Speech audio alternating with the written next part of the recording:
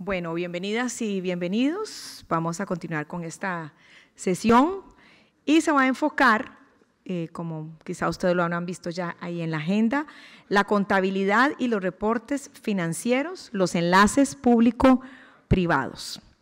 El moderador va a ser Miguel Baruce. Levante la mano, Miguel. Eres tú.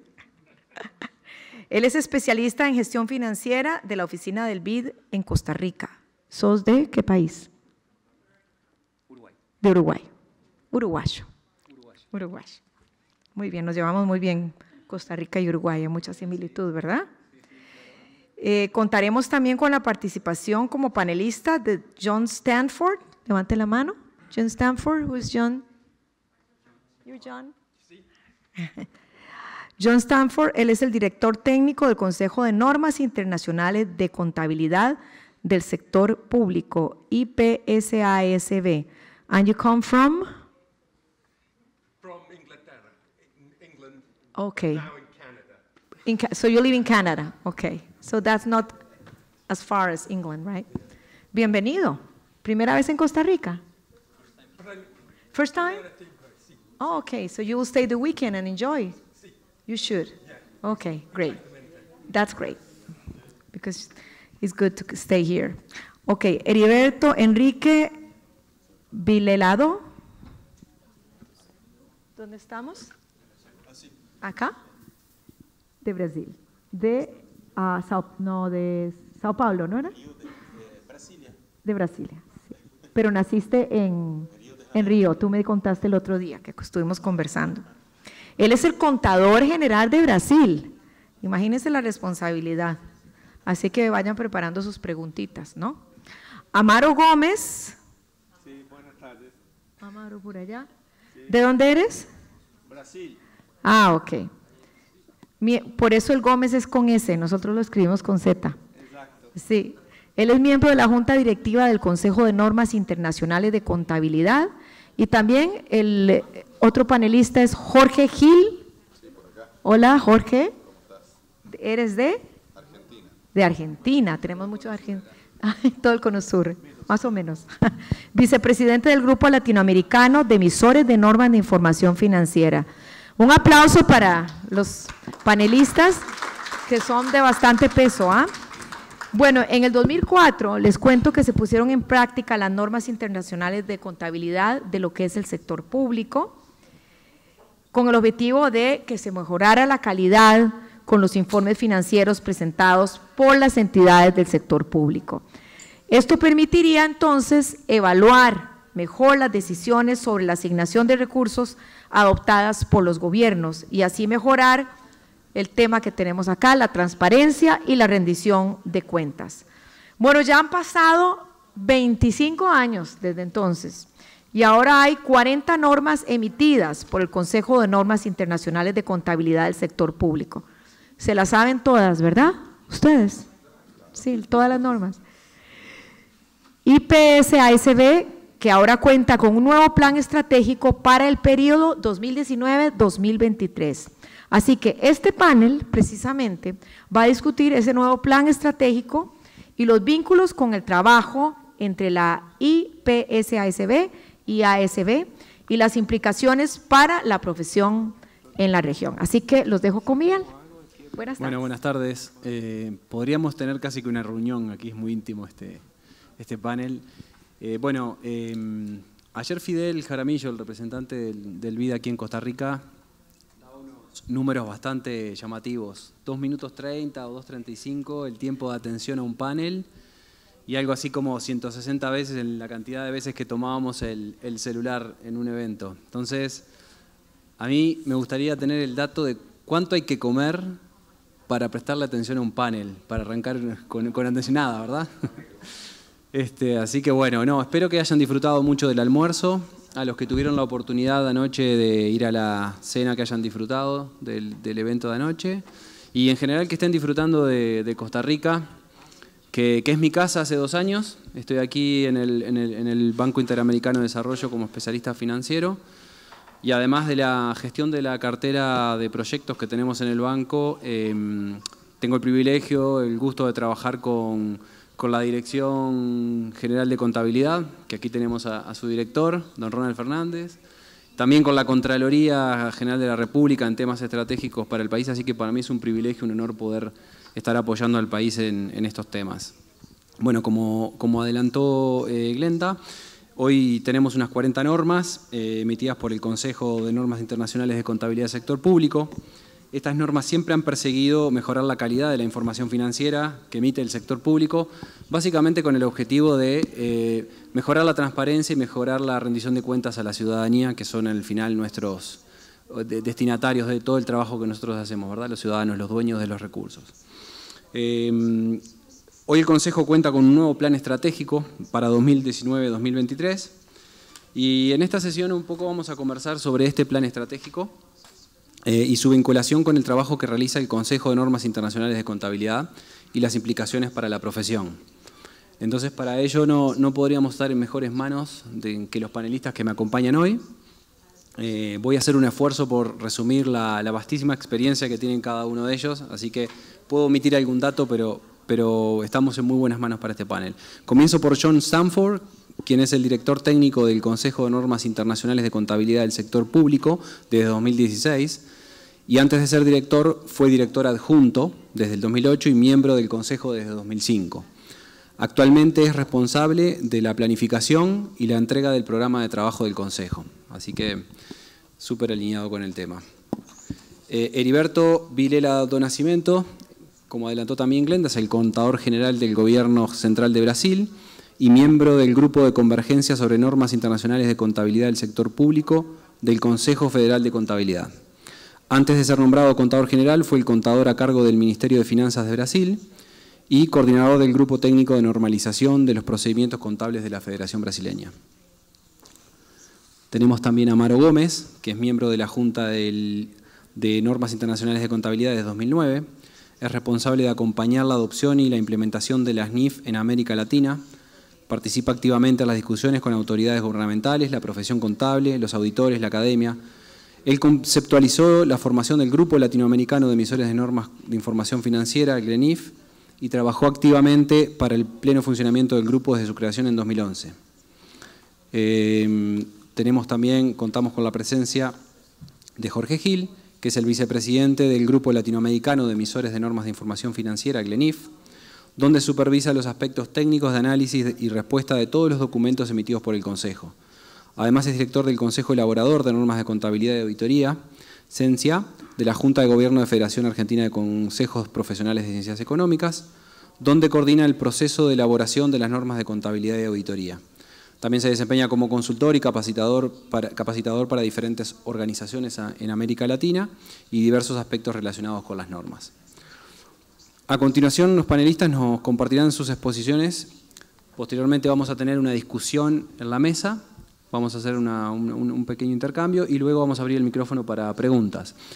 Les pedimos, si a ustedes les parece, que puedan escribir las preguntas a medida que los expositores nos van presentando y por favor nos las hacen llegar en cualquier momento a la mesa. Vamos a tener colaboradores que nos van a entregar las preguntas. Les pido que pongan el nombre del panelista y la pregunta, ¿sí? Así que si les parece, entonces comenzamos con el señor Stanford.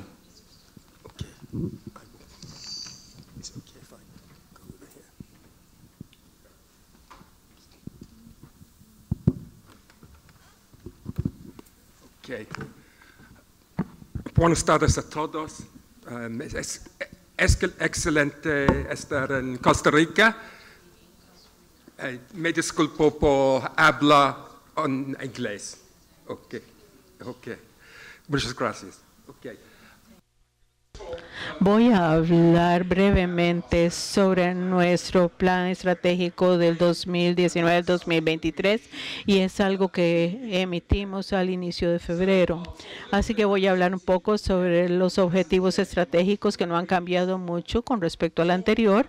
Voy a hablar de los 5 temas estratégicos dentro de la estrategia y el plan y cómo se relacionan entre sí. Voy a hablar un poquito también sobre los proyectos actuales en el plan de trabajo para resaltar la intensidad de nuestro plan de trabajo actual, y luego voy a hablar de los nuevos proyectos que estamos planeando, proyectos que los que ya nos hemos comprometido y proyectos que vamos a establecer, a los que vamos a establecer una agenda de investigación y luego podemos incluirlos en el plan de trabajo. Y finalmente voy a hablar cómo planeamos gestionar este plan de trabajo. Entonces, el objetivo estratégico es parecido al que tuvimos en la estrategia anterior.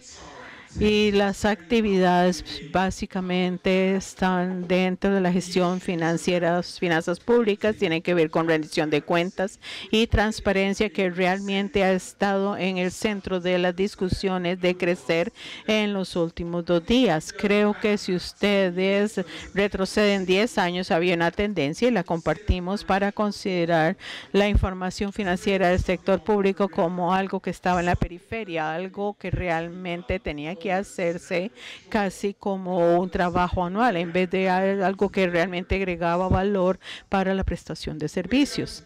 Vamos a tratar de presentar estos estratégicos objetivos e implementarlos en 2 áreas principales de actividades. Primero, vamos a desarrollar normas contables y guías predominantemente relacionadas con la declaración financiera y predominantemente en lo que llamamos el sector público o áreas específicas del sector público.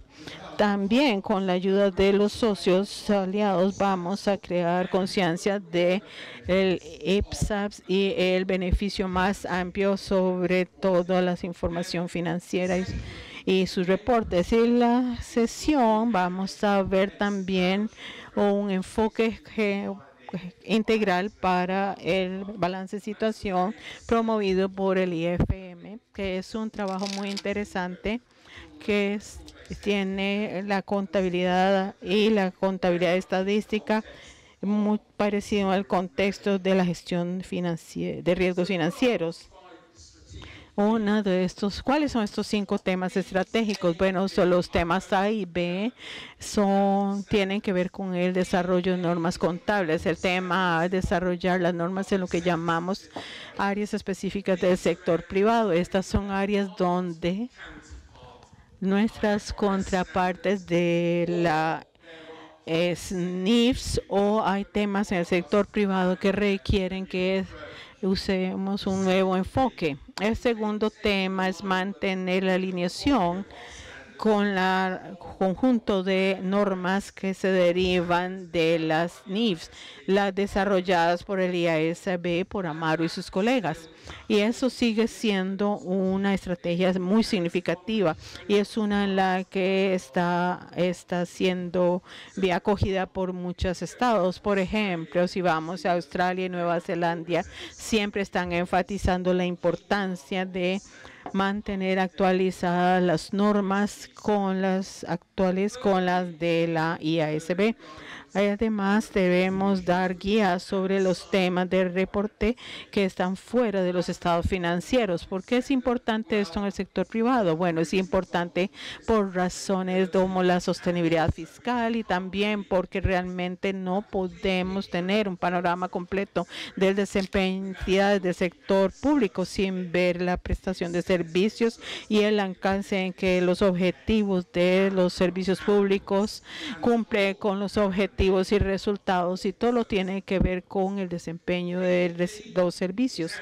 El siguiente tema es darle los beneficios a las IPSAS devengadas y demostrar cómo el poder de la contabilidad devengada acumulada puede ser aprovechada para propósitos de gestión financiera en un sentido más amplio. En el tema A, lo que hemos incluido en el plan de trabajo solo nos hemos comprometido con 2 proyectos nuevos. Uno de ellos tiene un enfoque bastante delimitado con un concepto, un marco conceptual para el final de 2014. Lo preparamos y está mucho antes de algunos de los desarrollos de cientos en el marco de las IPSAP que se finalizaron hace un par de años. Entonces, algo de lo que tenemos que hacer es ver el marco de las IPSAPs para ver exactamente si concuerda con el marco que publicamos. Particularmente tenemos que poner atención en cómo el IPSAS ha atendido la medición. También tenemos que ver nuestro marco de manera más crítica para ver si ha funcionado bien desde que se convirtió en parte de nuestra literatura. Y hablando con la verdad, algunas partes funcionan muy bien. La manera en que vemos los proyectos, desde los objetivos de la información financiera hasta la calidad y las características. Creo que todo eso ha tenido mucho éxito. Otras áreas han sido menos exitosas, al parte de marcos que para las mediciones y su discusión está bastante incompleto. No hemos tenido el equivalente al valor razonable en nuestra literatura y eso es algo que ha sido muy discutido en nuestro marco. Así que tenemos que ponerle atención a cuán bien funciona. El segundo proyecto, y este es un proyecto más amplio que sobre los recursos naturales. Hemos tenido muchas respuestas de muchos constituyentes que dicen que esto es algo que falta en la literatura para las jurisdicciones que tienen riquezas minerales. Esto es un punto muy importante y eso se debe a la respuesta que recibimos de las organizaciones internacionales. Una de las cosas que vamos a atender de manera muy cuidadosa con este proyecto es su alcance, porque los recursos naturales significan diferentes cosas en diferentes partes del mundo. Probablemente la mayoría de Latinoamérica están hablando de los activos en el subsuelo, pero si vamos a Australia, el agua es un problema clave. Y en otros lugares va a ser el espectro electromagnético, que se considera un recurso natural. Si vamos al sur de África, argumenta que la flora y la fauna deben estar dentro del alcance de este proyecto. Así que hay que tener mucho cuidado para no aumentar las expectativas y poder entregar lo que podemos hacer. También tenemos 4 proyectos que están en anaranjado. Entonces, estos son proyectos que todavía no son parte del plan de trabajos, pero que estamos planeando introducir a una nueva agenda de investigación.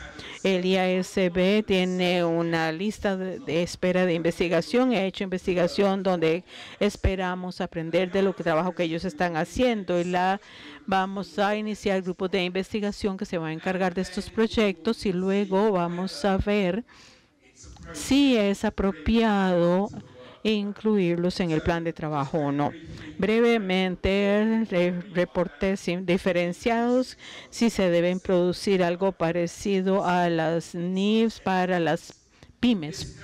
Las tasas de descuento, hay diferentes temas en el sector privado con respecto a esto, en particular el panorama de las tasas de interés bajas o negativas, que claramente no es un fenómeno temporal. La presentación de los estados financieros, nuestras normas sobre estados financieros no reflejan el NIC 1, tenemos ingresos comprensivos en nuestra literatura contable. Algunos argumentan que tenemos que ponerle atención, especialmente debido a los desarrollos en el marco conceptual de la ASB. Y finalmente, la contabilidad de los gastos fiscales, la divulgación está relacionado de cómo las concesiones funcionan y sus consecuencias dentro del sistema fiscal. Ya se está haciendo trabajo en las Américas para la Junta de Asesores de Normas y he recibido apoyo de diferentes jurisdicciones donde los impuestos son un tema importante. Y luego vamos a tratar de mantener la alineación con las NIFs mediante mejoras anuales y enmiendas de alcance más limitado. También esperamos que el IASB cumpla con las normas más grandes que incluyen el plan de trabajo, es decir, la NIF 15, la 16 los arrendamientos, arrendas que ya están respondiendo, la 17 sobre la contabilidad de seguros. Así que esto nos da una oportunidad de ponernos al día. Y los círculos al lado derecho indican los factores que estamos tratando de tomar en cuenta para determinar qué vamos a incluir en el plan de trabajo.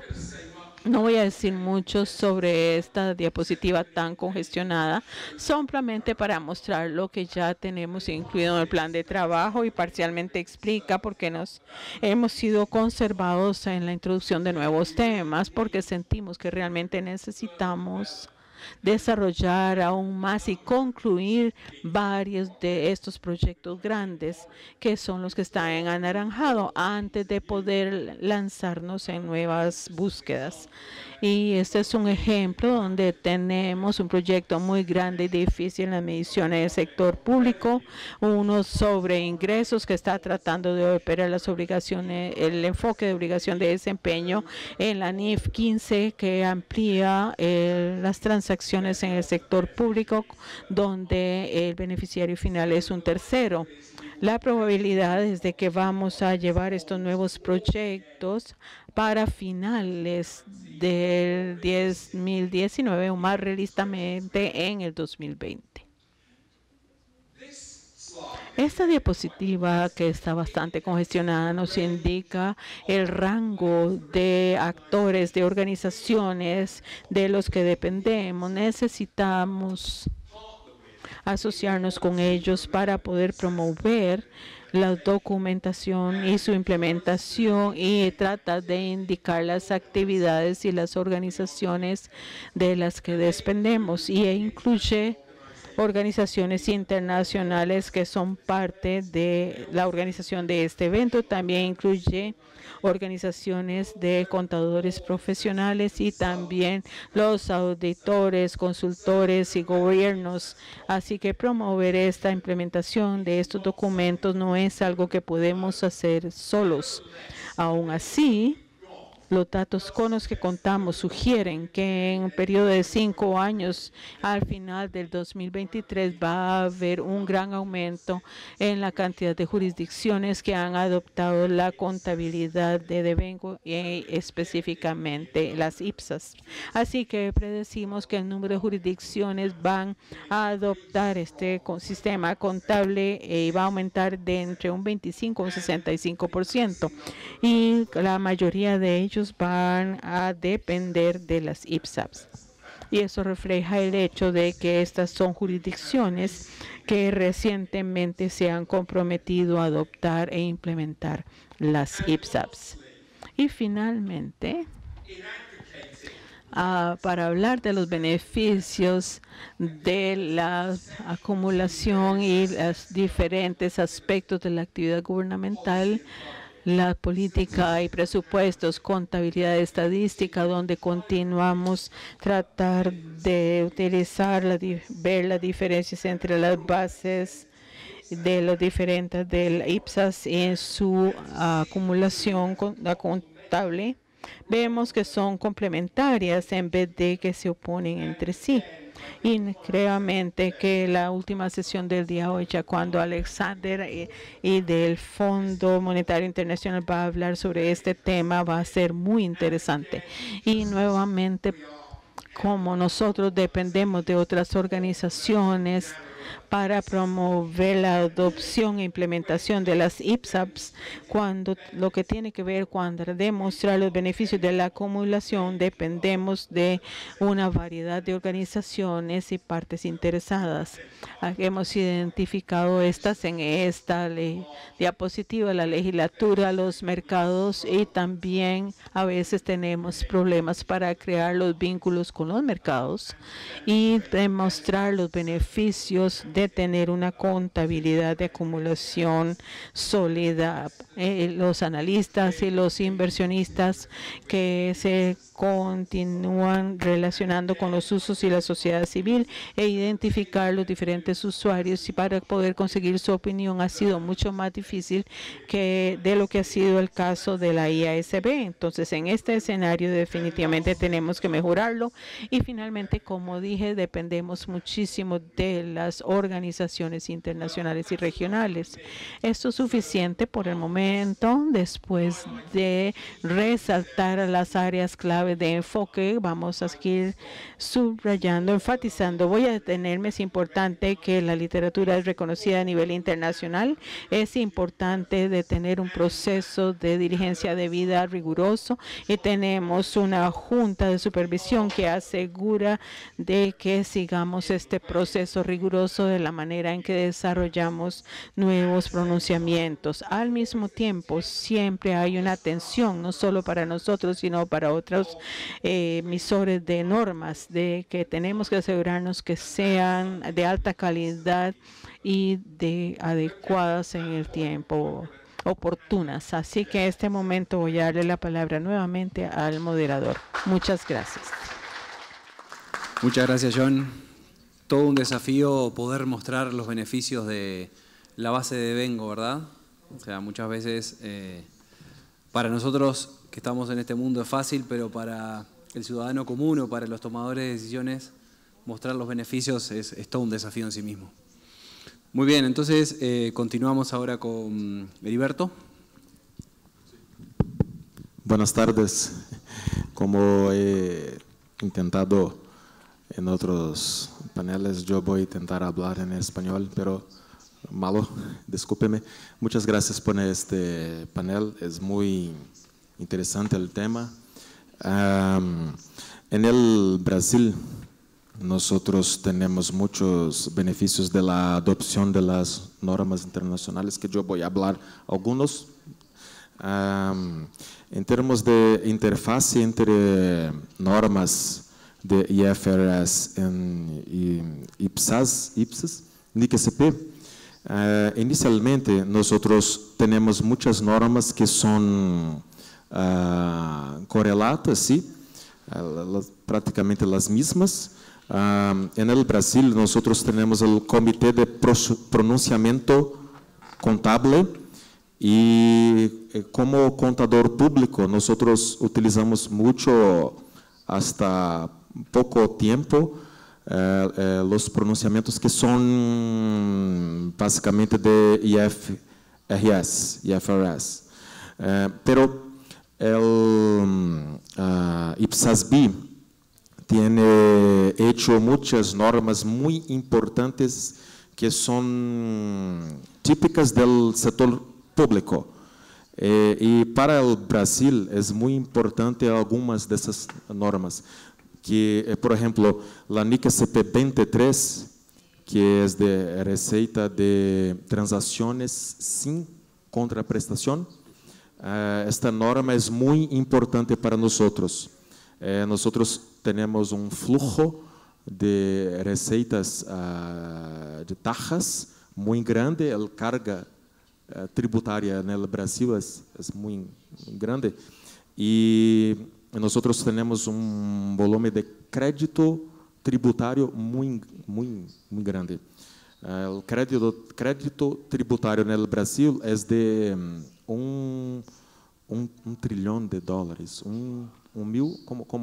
como hablo, un trillón, ¿sí? Un trillón de dólares. 3.000 millones. ¿Ah? 3.000 millones. Un trillón de dólares de créditos tributarios. Y al hacer la adopción de la NIC-CP 23, nosotros adoptamos criterios de reconocimiento, de mesuración, y estos créditos que van en el balance son de 500 billones. Apenas 16% de los créditos tributarios son reconocidos en el balance. Esto debido a la adopción de la NIC-CP 23. Entonces, esta norma es muy importante para nosotros, para los criterios de reconocimiento y medición de esto. Por ejemplo, y hay otras normas muy importantes para nosotros que son típicas del sector público, que también he hablado mucho en este crecer, que es la NIC-CP 32, y es una norma muy importante que nosotros también adoptamos, que es para las APP. Entonces, hay normas muy importantes que son de IFRS, hay normas muy específicas también muy importantes que son NIC-CP, solamente típicas de NIC-CP. Bien, y es muy importante que tenemos una estructura conceptual, ¿sí? Estructura conceptual específica del sector público por parte del NIC-CP. Este para nosotros fue muy importante, pues nosotros hacemos la revelación, la publicación del reporte contable del Brasil con base en la estructura conceptual del NIC-CP y esto es muy importante. Por ejemplo, para la comunicación, para la sociedad, esta publicación ha hecho un impacto muy importante. Entonces, nosotros tenemos un beneficio muy grande con el accountability para la sociedad. Por ejemplo, el tema más importante para nosotros hoy es la reforma de la seguridad social, ¿sí? Es el tema más importante de finanzas públicas y nosotros tenemos hablado mucho de eso en nuestro balance y esto tiene sido muy importante para tomada de decisión, para la discusión de la reforma. Entonces, adopción de la NIC-CP con base, adopción de la NIC-CP tiene sido muy importante, pues nosotros hacemos la revelación con base en caja. Nosotros tenemos déficit presupuestario, déficit financiero, sí, muy claro, pero añadimos a eso informaciones del pasivo de beneficios a empleados, pasivo de pensiones, trayendo a valor razonable, valor justo, impactando el balance. Y estas informaciones añadidas a las informaciones presupuestarias y financieras permite que nosotros tenemos un diagnóstico, ¿sí? Diagnóstico completo de la situación financiera. Entonces, sería muy limitada la discusión, por ejemplo, de la reforma de la seguridad si fue apenas con base caja. Y esas informaciones con base en el NIC-CP impactando en el balance ha sido muy importante para la discusión de la reforma de la seguridad en el Brasil. Bien, además de eso, para la accountability y para la sociedad, las informaciones con base en la NIC-CP ha sido muy importante para tomada de decisión también. La alta administración acostumbra utilizar balances de empresas. Son personas de mercado que tienen cargos públicos muy altos actualmente y usa demostraciones, estados financieros. Y nuestro balance también ha sido muy utilizado por parte de la alta administración. Por ejemplo, para informaciones como pasivos contingentes, es un diferencial muy importante, pues no he mirado solamente la deuda pública, pero otras informaciones con base en la NIC-CP, que no son solamente estadísticas. Entonces, por ejemplo, pasivos contingentes es muy importante. Nosotros tenemos de pasivos contingentes judiciales cerca de 400 mil millones de dólares. 400 mil millones de dólares. Entonces, es una verdadera bomba que puede... Entonces, por ejemplo, hoy salió una una materia en un importante periódico, haciendo mención a este número. Y la Advocacia General de Gobierno, cuando va a hablar con el Poder Judiciario, presenta los números, y esto es importante para una discusión no solamente jurídica, pero económica, con los impactos económicos también. Entonces, esto es muy importante, y con base en la adopción de la NIC-CP 19, que es esto. Y otro punto muy importante es el diagnósticos que se ha hecho y evaluación de activos, y hay muchos activos que pueden ser mejor administrados, y principalmente la discusión es cómo hacer con que los activos puedan generar flujo de caja para pagamento de deuda. Entonces, esto con base en el balance es muy utilizado. Bien, como retos para los próximos años, nosotros tenemos básicamente, finalmente, a discusión de recursos naturales, es importante, patrimonio cultural, pero es un poco preocupante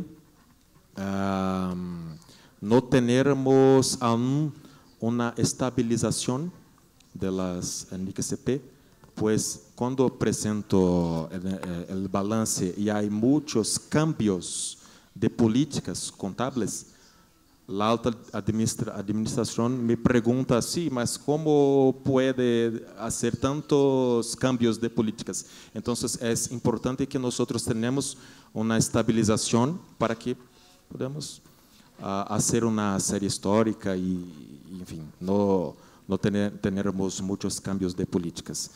Y también cuando hacemos la discusión de recursos naturales, patrimonio cultural, esto es importante, pero tenemos que ser muy criteriosos con el escopo, pues es peligroso.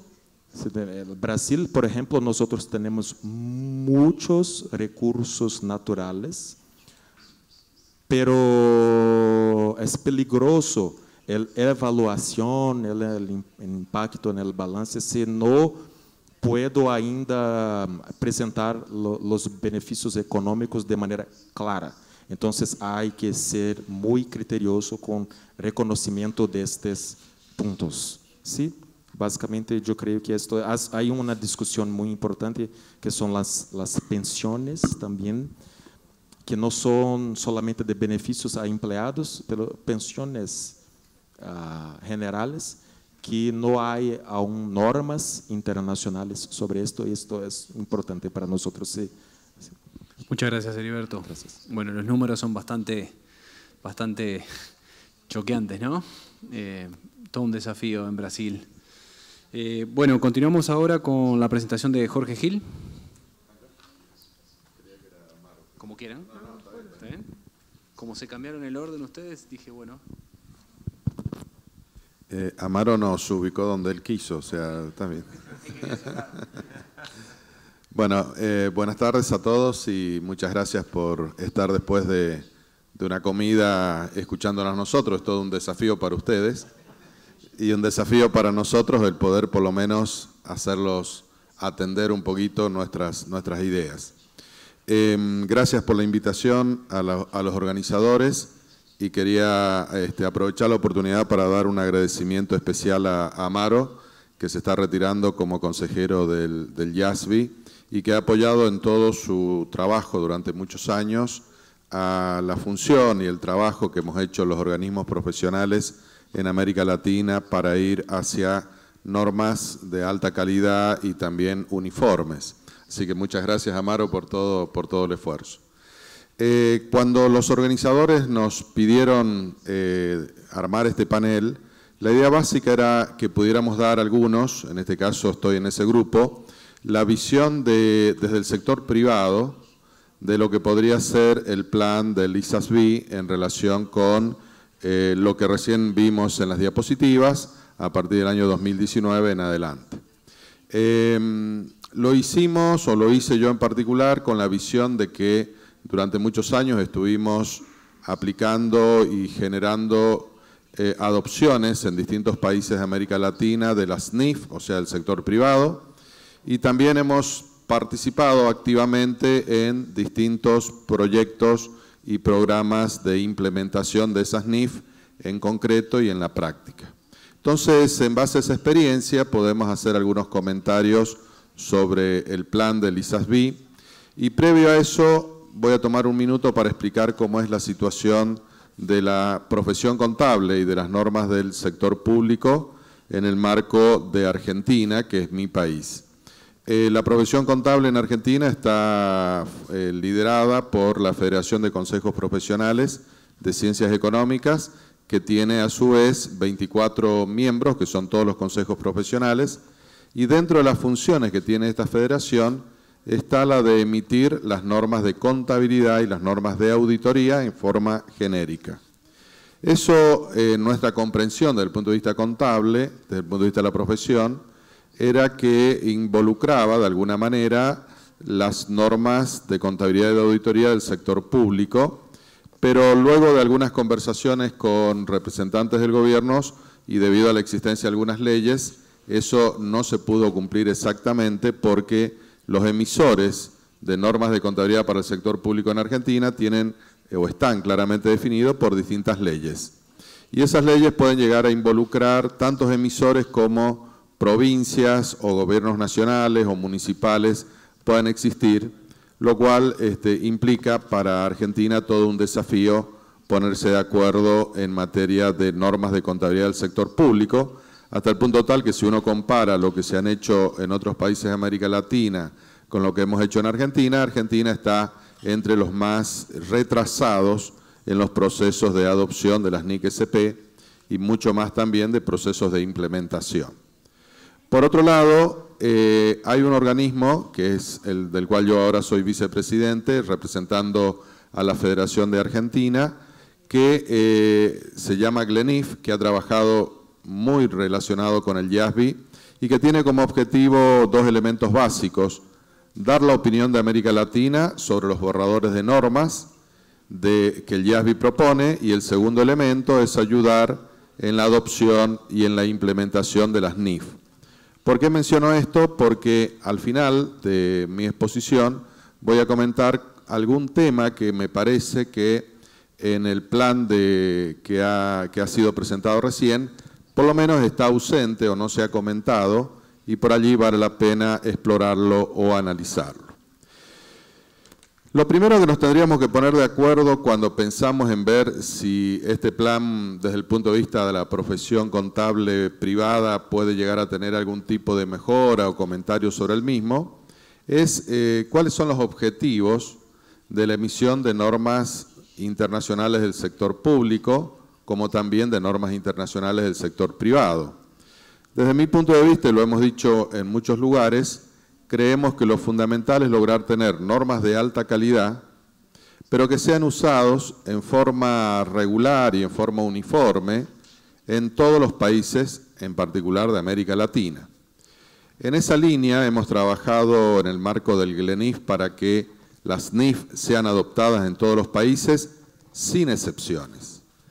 Y cuando algún país ha tenido que establecer algunas excepciones, se lo hemos marcado porque eso está haciendo perder, de alguna manera, el objetivo principal, que es tener estados financieros que todo el mundo lo comprenda y los entienda.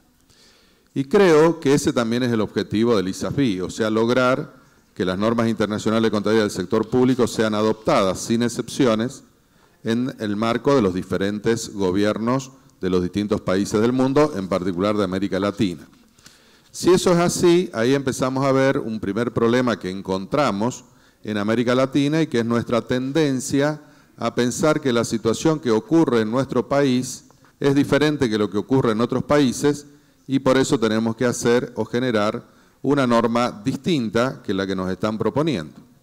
Yo conozco el esfuerzo que ha hecho Colombia para tomar las NIC-SP, pero así todo tuvieron que hacer algunas adaptaciones para ciertas situaciones particulares que tenía Colombia y bueno, lo hicieron después de bastante análisis y trabajo, pero de nuevo la preocupación que hay ahí es los estados financieros que se preparan con NIC-SP con excepciones.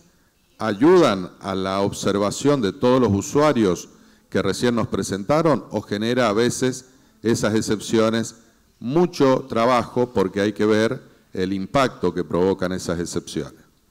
Por eso el primer punto de cualquier proceso para adoptar e implementar las NIC-SP nos parece que debería ser igual que el que hemos hecho para las normas del sector privado. Primero, definir claramente el objetivo, no permitir que ese objetivo luego en el camino cambie. Por ejemplo, si uno dice, quiero adoptar íntegramente las NIC-SP, debería ser ese.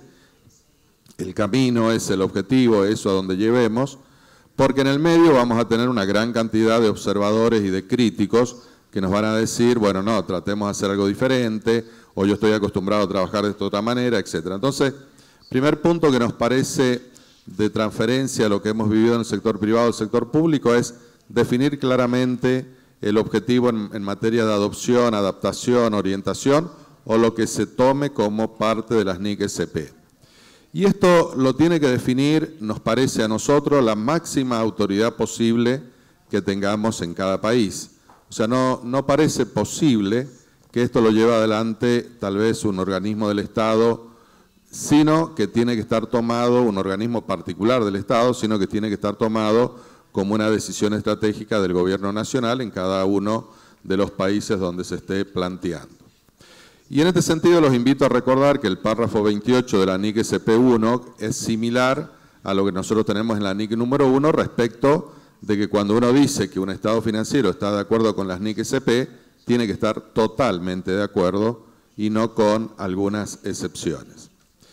Lo otro que nos pareció muy interesante es que el marco conceptual que se logró elaborar desde el punto de vista de las NIC-SP es un marco muy necesario, un marco que justamente distingue las diferencias con el sector privado, y en este sentido nos parece importante hacer muchas acciones en cada uno de los países para difundirlo ampliamente y también poder explicar cuáles son los objetivos que ese marco tiene una vez definido y conocido con cierta profundidad.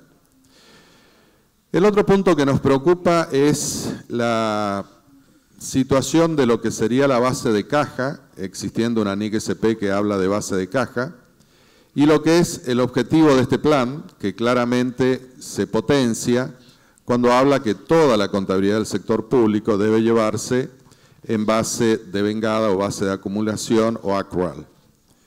Yo creo que este punto es central, sobre todo por las conversaciones que hemos tenido con los distintos actores del sector público en Argentina, porque en el sector público está muy acostumbrada el manejo de la base caja y desde nuestro punto de vista el hecho que aparezca una NIC-SP que hable de base de caja complica un poco el panorama de cuál es el objetivo de este plan. Particularmente cuando uno lee por qué apareció la NIC-SP de base de caja y una de las razones son para aquellos países que tienen muy poca experiencia en materia de contabilidad, bueno, no nos parece suficiente para justificar la existencia de la posibilidad de seguir llevando la contabilidad del sector público sobre base caja. Y en este sentido, en Argentina hemos vivido experiencias terribles con los gobiernos, donde han manipulado la información utilizando la base caja. Recuerdo que una de las que no tenía ninguna explicación, pero que fue vivada y apoyada y vitoriada por todo el Congreso de la República Argentina, fue cuando se tomaron todos los fondos de las AFJP. En ese momento se dijo, y todo el gobierno lo planteó así, que se habían rescatado fondos que estaban en el sector privado y que ahora se incorporaban al sector público. Y se mostró como un gran logro el ingreso que se había producido durante ese año como un elemento fuerte de nivel presupuestario. Pero nadie explicó cuál era el pasivo que se estaba asumiendo. que era el pagar todas las futuras jubilaciones de todas esas personas, que llevó a que hoy en Argentina, ya hace algunos años, el sistema de jubilaciones esté totalmente colapsado. Por lo tanto, las decisiones que se toman sobre base caja son claramente erróneas y creo que no debería existir una NIC-SP que plantee la posibilidad de trabajar en un estado financiero con base caja. En este sentido, nos parece que, o sugerimos, que el ISASB revise sobre todo los fundamentos que llevaron a este tipo de norma para tal vez entenderlo nosotros, algunos temas que desde el punto de vista externo uno no lo puede visualizar.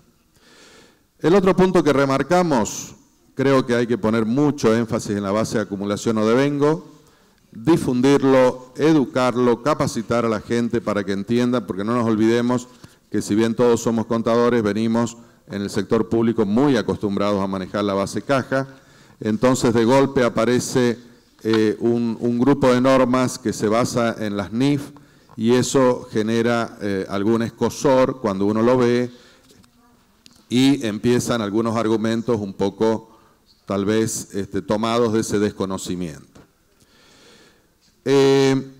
Nos pareció muy importante que en el programa que se plantea por el ISASB se aclare la limitación de recursos que tiene, razones por las cuales los ha llevado a tomar algunas decisiones, como por ejemplo terminar todos los proyectos importantes que estaban en curso, pero no empezar con algunos nuevos, tener un proceso para seleccionar los proyectos prioritarios que deben cumplirse toda una serie de condiciones para que un proyecto sea elegido, e instaurar algo que hace tiempo el IASB ha también instalado, que es diferenciar los proyectos entre proyectos de investigación y proyectos de desarrollo de normas, tratando que esos proyectos de investigación hasta los aporten algunas instituciones que no dependen necesariamente del Consejo Emisor.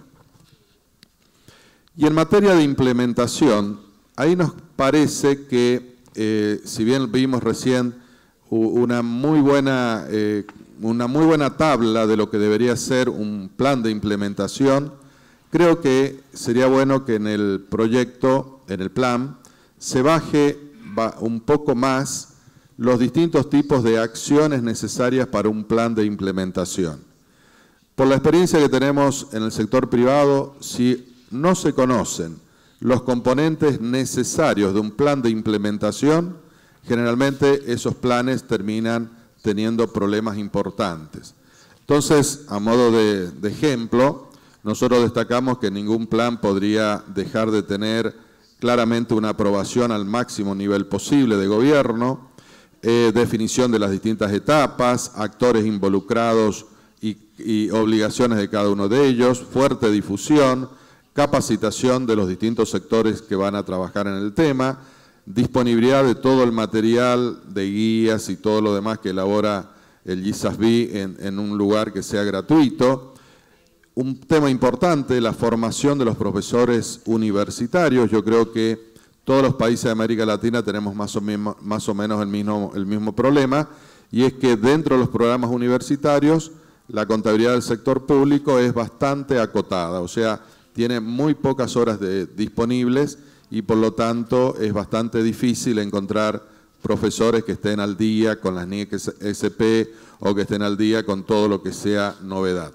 Por lo tanto, lo relacionado con un plan de implementación nos parece fundamental bajarlo un poco a nivel de detalle. En relación con la obtención de recursos para el plan de trabajo, que como les decía nos parece muy útil que se haya remarcado la limitación de recursos, creo que es importante, además de lo que habitualmente se obtiene en los distintos países a través del recurso de los organismos internacionales, que el ISASB se apoye también, como lo viene haciendo en algunos casos, en la profesión de cada uno de los distintos países que pueden tener proyectos ya elaborados, ya trabajados sobre determinados aspectos del sector público. El último punto que quisiera remarcar es, no encontré en el plan nada relacionado con el momento en el cual deberíamos participar todos aquellos actores del sector público en los borradores de normas. ¿En qué borradores de norma? Bueno, uno está acostumbrado en el marco del sector público a pensar en un borrador de norma emitido por el ISASB. Yo creo que como una gran cantidad de estas normas se fundamenta en las normas NIF, uno debería propiciar que el sector público participe en el proyecto de los 4 meses que tiene el IASB de consulta de las normas del sector privado. Porque ese sería el momento en el cual podríamos darle el enfoque del sector público al IASB para que el IASB considere algún punto a los efectos de que después el ISASB no modifique necesariamente la norma del IASB porque no contempló alguna situación particular. Entonces nos parece que debería ser previo a todo lo que es la emisión de un borrador del ISASB e ir a la emisión del borrador que hace el IASB. Y en este punto sería interesante relacionarse tal vez con el GLENIF, que tiene justamente la visión de participar y de hacer llegar la opinión de América Latina al IASB respecto de las normas del IASB. Entonces, ahí se puede hacer una conexión entre lo que logra el GLENIF de todos los países de América Latina para opinar sobre temas del IASB, poniendo gente conocedora del sector público para que dentro de esa opinión llegue algún aspecto especial relacionado con el sector público. Bueno, estas son las observaciones en general y nos ha parecido un plan muy bueno que ayuda a orientarnos a todos hacia dónde está trabajando el ISASB, cuáles son sus objetivos y le deseamos, como corresponde, la mejor de la suerte en ese plan. Muchas gracias. Muchas gracias, Jorge. Bueno, aquí hay varios miembros de Focal. Creo que uno de los puntos clave que podríamos tomar de las palabras de Jorge es el tema de las excepciones, ¿no? Como para analizar en conjunto cómo esto puede afectar nuestros planes y nuestra implementación de normas, ¿verdad? Entonces, bueno, le damos la palabra a Amaro para cerrar el panel. Muchas gracias. Buenas tardes a todos. Es interesante el panel y yo pienso que estamos cerrando muy bien porque empezamos con John, que es especialista responsable por todo el área de IPSASB. Y vimos dos experiencias interesantes de país como Brasil y Argentina y recomendaciones de Jorge. A mí, como estoy en el IASB, obviamente el IASB no desarrolla normativas para el sector público, pero John ha dejado muy claro cómo trabajamos. Entonces, hay una coordinación, una tentativa de cooperación entre el IASB y IFAC para que las normativas sean desarrolladas de una manera que represente efectivamente la mejor calidad posible en términos de prácticas contables. Pero me gustaría, antes de hablar muy rápidamente de cómo se da esta cooperación, resaltar un punto que para mí queda muy claro, que es para recomendaciones internacionales de una manera general, y particularmente recomendaciones que son objeto de este panel, recomendaciones de buenas prácticas internacionales de contabilidad internacional, para mí son absolutamente fundamentales en el proyecto de largo plazo de desarrollo de las economías. Es fundamental que tengamos transparencia en la rendición de cuentas elaborada a partir de normas que sean reconocidas como de calidad. Esto para mí es absolutamente fundamental. Y en la realidad, tanto el IFAC como el IASB, lo que respecta a normativas contables, nosotros tenemos objetivos muy parecidos, sino comunes, que son el desarrollo de estas normativas globales para reporte financiero, y por encima de todo teniendo en cuenta el interés público. Es esto que nosotros hacemos. También tenemos el compromiso como objetivo incentivar la adopción de estas normativas, bien como la implementación rigurosa por todas las jurisdicciones que deciden por adoptar estas normativas. La adopción e implementación rigurosa es muy importante porque solo con su implementación de manera consistente entre todos los países va a se obtener los objetivos en términos de comparabilidad particularmente. La cooperación del IASB y IFAC, ahí John fue muy detallado en términos de cómo acompaña los proyectos y intenta seguir más o menos la agenda técnica, y esta cooperación está firmada por un memorando de entendimiento que fue acordado por la primera vez en 2011, fue revisado en 2015, y este memorando que está en nuestra página web claramente indica cuáles son las bases para esta cooperación, que tiene como objetivo principal mantener alineado las NIFs y las NIC-SP. Entonces, es un aspecto que ha sido muy importante en este proceso. Y John, que más una vez es el principal hombre en esta área, es el representante de IFAC y nuestro Advisory Council, consejo que está bajo del IASB, exactamente para discutir estrategias y recomendaciones para el board.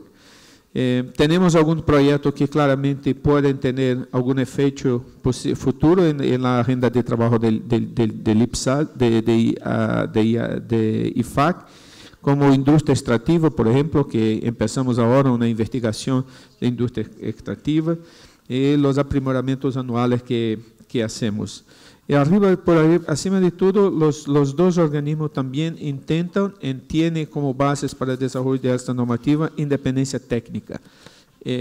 Y entonces buscamos siempre desarrollar las normativas mediante un proceso que es transparente, que busca la contribución de las partes interesadas. Siempre las normativas son precedidas de documentos de consultas, que pueden llegar a 120 días, como Jorge ha mencionado, y todas las discusiones, absolutamente todas las discusiones son públicas, transmitidas real time, en el caso del IASB. Entonces aquellos que tienen interés pueden seguir en todos los niveles. Finalmente me gustaría de concluir acordando lo que escuchamos ayer. Ayer escuchamos muchas ponencias con informaciones sobre la situación económica de Latinoamérica, el desequilibrio fiscal, el bajo nivel de inversiones por parte del sector público, bajo nivel de inversiones generales, la necesidad urgente de inversiones, particularmente en infraestructura, pero en prácticamente todos los segmentos. Adopción de normativas internacionales, y ahí tanto las NIC-SP como las NIF son elementos importantes para los inversionistas internacionales, porque la base de elaboración, preparación, presentación de los aspectos económicos es una base conocida, es una base que los inversionistas internacionales están acostumbrados, y por lo tanto es una base que se puede comprender exactamente lo que representan.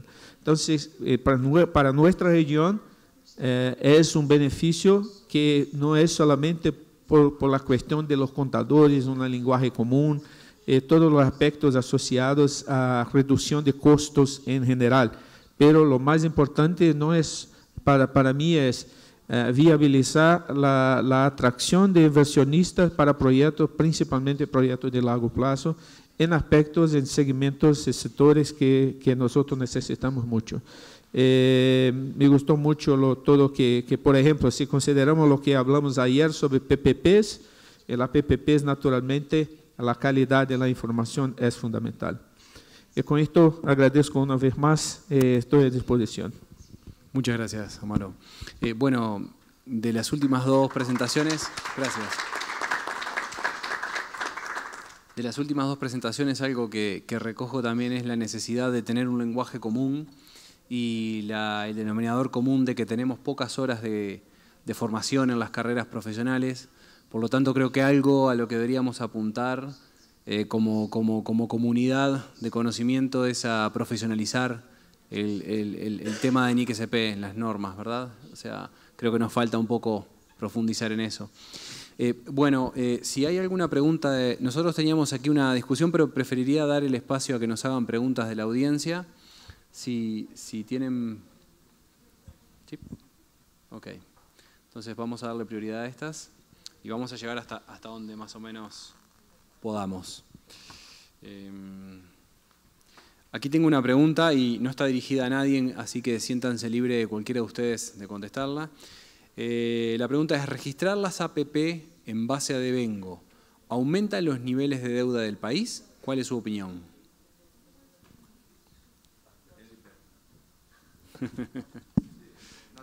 Fuiste designado.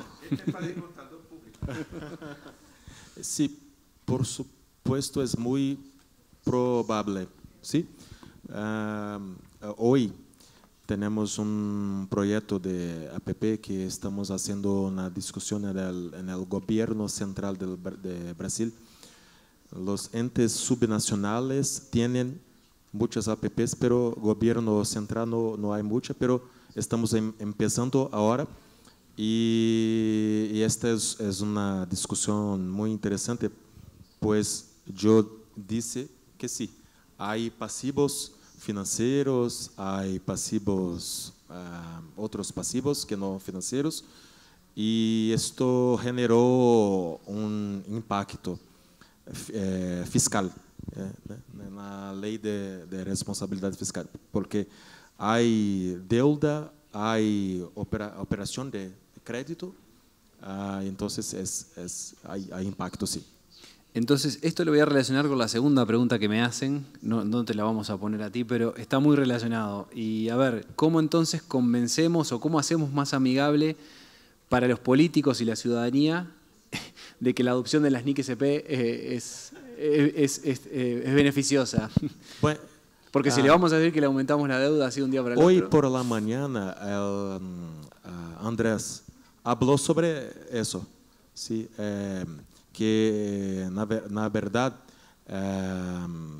parece un problema que hay reconocimiento de pasivos, pero por medio de eso nosotros tenemos un control muy mayor de esos contratos, de los impactos financieros. Entonces es interesante que más información para gestión. Más informaciones para gestión. Bueno, aquí tenemos una pregunta para, no sé cómo estamos de tiempo, estamos bien, para John. La pregunta, mezcla de pregunta con recomendación, dice que es urgente una guía de adaptación de NIC-SP en empresas públicas que ya venían aplicando IFRS.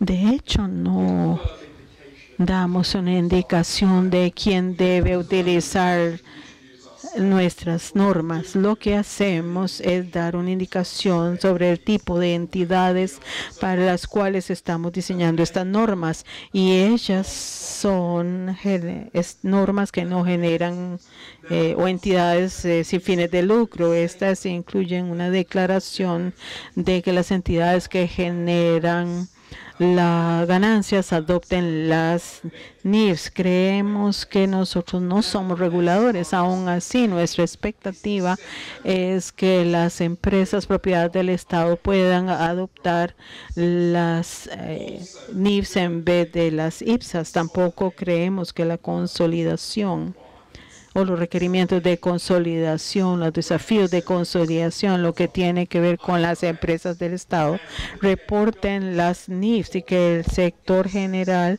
del gobierno reporte con las IPSAS. No creemos que estos retos sean muy difíciles, porque hablando de manera general hay mucha alineación entre ambos tipos de normas, pero ciertamente diseñamos las normas para las entidades que no generan ganancias en el sector privado. Aquí una pregunta tal vez para la otra punta del panel. Dice si existe algún proyecto que se haya estructurado para fortalecer los espacios de aprendizaje en las universidades, desde las NIC-SP, porque actualmente la visión de quien hace la pregunta es que esta formación se obtiene esencialmente en el sector público. Para cualquiera de los dos.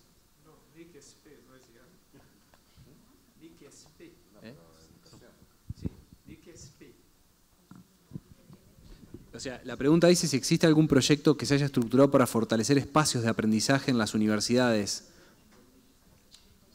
No, seguro que de la parte del IASM no. No. Entonces, Jorge, que es un profesor, puede contribuir con esto. Bueno, no es que existan, por lo menos desde mi punto de vista, conocimiento de proyectos específicos, pero sí vemos en algunos países que los profesores del área del sector público están generando algunos acuerdos, algunos grupos, como para definir elementos básicos, como por ejemplo, qué debería contener un programa de contaduría pública, qué parte de ese programa debe formar o debe formar en la parte concreta del sector público.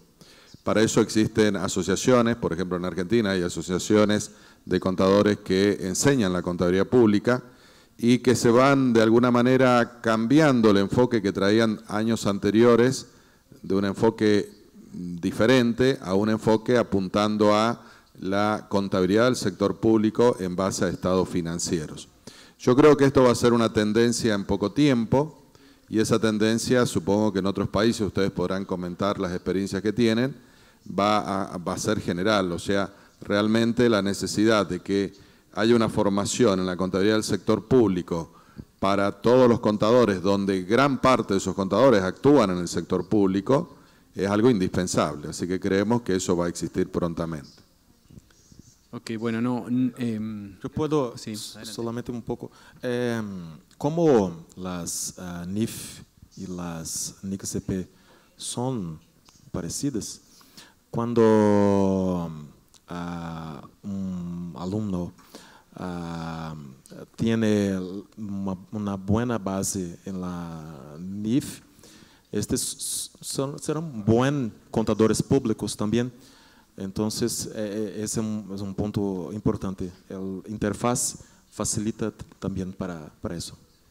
Perfecto, gracias, Heriberto. Bueno, se nos acabó el tiempo.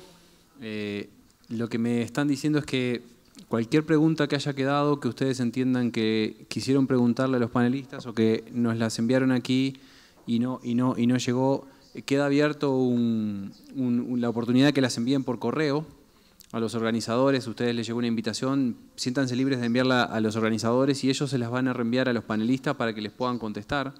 Así que con todo gusto podemos recibir preguntas de manera posterior. Lamentablemente no tenemos más tiempo en este momento y así que les agradezco mucho a los panelistas por sus exposiciones, por atender las preguntas de la audiencia y muchas gracias a ustedes por la atención.